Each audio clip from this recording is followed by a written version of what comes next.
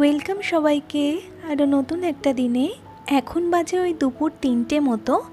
তো আজকের ভিডিওটা আমি দুপুর থেকেই শুরু করছি। আসলে সকাল থেকে তেমন কিছু করিনি, একটু ওই লেজি কাটছিল দিনটা, তাই দুপুরে একটু হালকা করে লাঞ্চ করে ছাদে এলাম। আজকে আমাদের পাড়ায় মেলা আছে, ওই চড়ক পুজোর মেলা, সেটা আমি বিকেলে যাব, আপনাদেরও সঙ্গে নিয়ে যাব।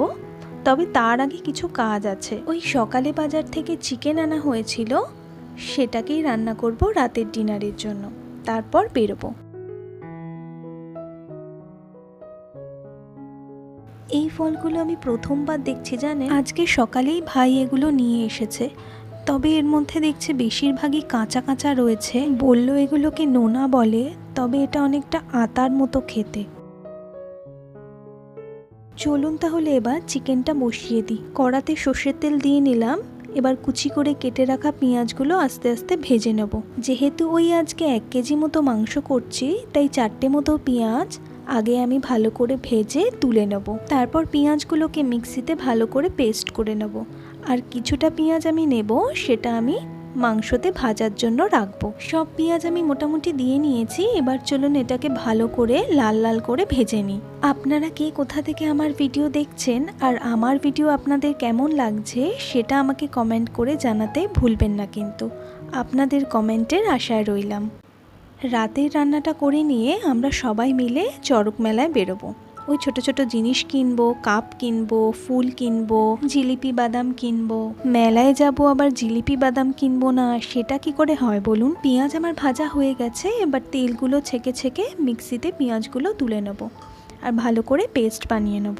এখন অনেক জায়গাতেই এই মেলাগুলো হয় না, বা বলতে পারেন উঠে গেছে, আর হলেও বা লোকজন সেরমভাবে যায় না। তবে যে যেখানেই থাকুক আমরা সবাই চেষ্টা করি এই মেলাতে যাওয়ার। আবার হঠাৎ করে সেই পুরনো বন্ধু বান্ধবের সাথেও দেখা হয়ে যায়, যারা হয়তো অনেক বছর এখানে থাকে না।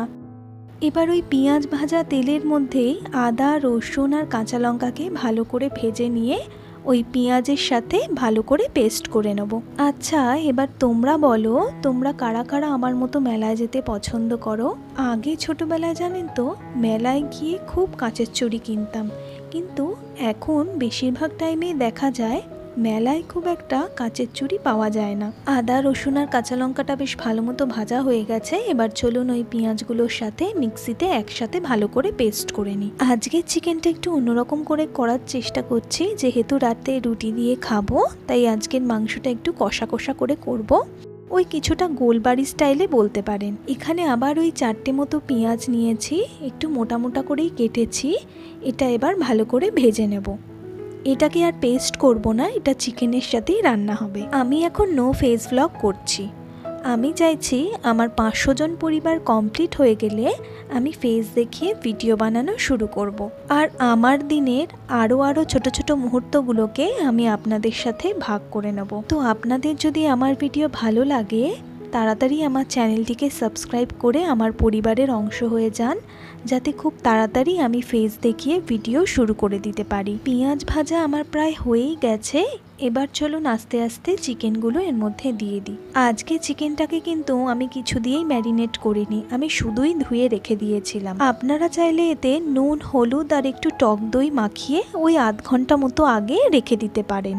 চিকেনটার মধ্যে একটু মশলাও ঢুকে যাবে, আর আগে থেকে দই দেওয়ার জন্য চিকেনটা একটু নরমও হয়ে যাবে। এবার গ্যাসটাকে বাড়িয়ে দিয়ে চিকেনটাকে ভালো করে কষে নেব। আচ্ছা, আপনারা যদি আমার চিলি চিকেন আর মাটন কষার রেসিপি দেখতে চান, তাহলে নিচের দিকে আমি দুটো ভিডিও বানিয়ে রেখেছি, একটা বেঙ্গলি স্টাইলে চিলি চিকেন আর একটা মাটন কষার রেসিপি, আপনারা সেখান থেকে দেখতে পারেন। চিকেনটা আমি এখানে হালকা করে কষিয়ে নিয়েছি। এবার দিয়ে দেবো হলুদ গুঁড়ো। আমি যখনই রান্না করি চেষ্টা করি যাতে অল্প করে তেলে রান্নাটা সুন্দরভাবে করা যায়, অল্প তেলেও হয়ে যায় আর খেতেও ভালো স্বাদ হয়। আমি কিন্তু আজকের রান্নায় একদমই জল ব্যবহার করছি না, ওই চিকেন থেকে যে জলটা বেরোবে তাতেই আজকের রান্নাটা হবে।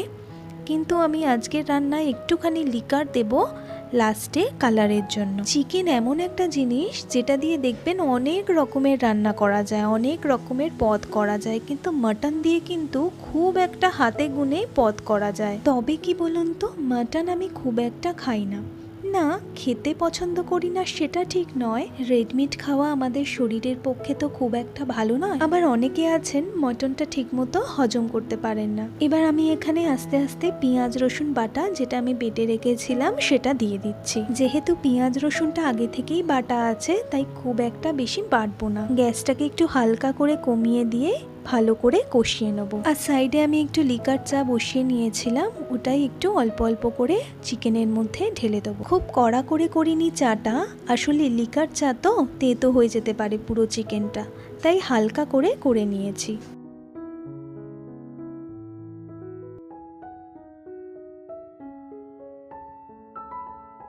এবার যতক্ষণ না জলটা মরে যায় গ্যাসটা মাঝারি রেখে কষতে থাকবো। এবার উপর থেকে পরিমাণ মতো নুন দিয়ে নিলাম। আপনারা চাইলে চিনিও অ্যাড করতে পারেন, তবে আমি রান্নায় খুব একটা চিনি অ্যাড করি না তাই আর করলাম না। আর দিয়ে নিলাম একটুখানি গোলমরিচ গুঁড়ো।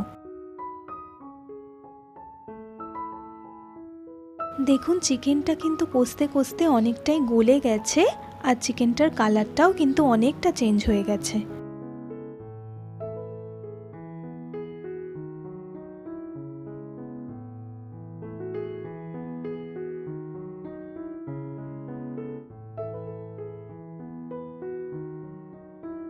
ব্যাস আজকের চিকেন প্রায় হয়েই গেছে। উপর থেকে একটু গরম মশলা ছড়িয়ে ভালো করে কষিয়ে তারপর নামিয়ে নেব। আর আপনারাও বাড়িতে চিকেন রান্না করে দেখুন আর আমাকে কমেন্ট করে জানাবেন কেমন হয়েছে। চলুন আজকের রান্না হয়ে গেছে, এবার তাহলে আমরা মেলার জন্য বেরোই আর আপনাদেরও সঙ্গে করে নিয়ে যাই।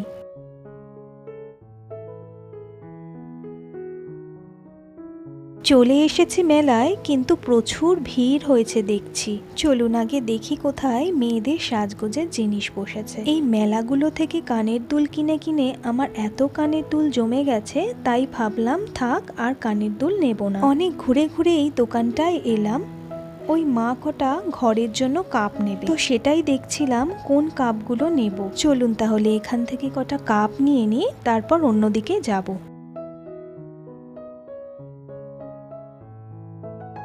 এখান থেকে ভাবছিলাম ইউকির জন্য দুটো খেলনা কিনবো, তারপর ভাবলাম না থাক, ও এক্ষুনি খেলনাগুলোকে ভেঙে ফেলবে, তাই আর নিলাম না। এখানে বেশ সুন্দর সুন্দর ঘর সাজানোর জন্য ফুল পাওয়া যাচ্ছিল, ওখান থেকে দুটো ফুল নিয়ে তারপর চলে গেলাম জিলিপি আর বাদাম নিতে।